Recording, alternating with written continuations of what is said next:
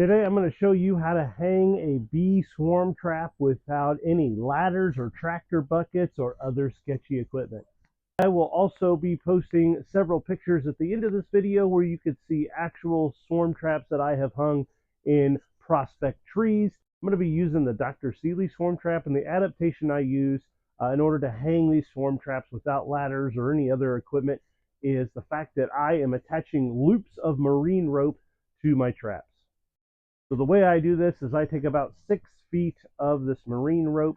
I like this marine rope because it's cheap and it slides over the bark really easy. And it's also cheap. After I take that 6 feet of rope, I'm going to tie a square knot because square knots will get tighter the harder you pull on them. And then I'm going to do a safety overhand knot in addition to that.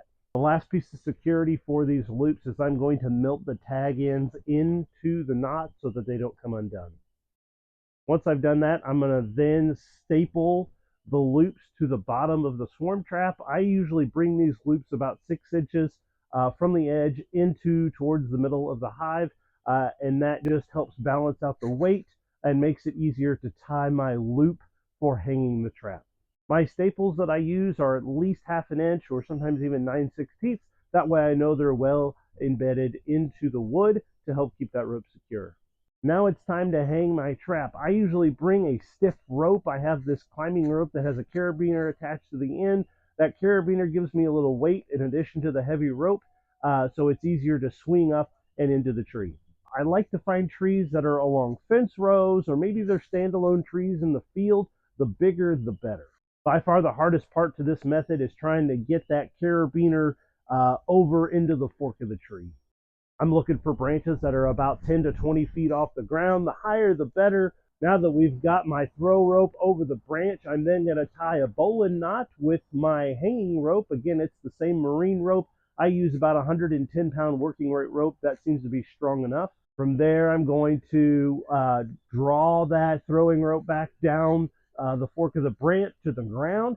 And then I'm also going to make sure I have tied with another bowline my hanging rope to the swarm trap. We're then going to raise this sucker up, and once it is right under the tree, what I am looking for is the point in which the tension of the rope causes the bottom of my swarm trap to swing out. That's how I know I have plenty of tension. Then I'm going to lower it just a little bit so it lays parallel with the trunk. I have found it is crucial to make at least one wrap with that hanging rope around the exterior side of the swarm trap to make sure that it does not start swinging in the wind when you have a storm. If you have a precarious tree, I would even recommend 2 wraps.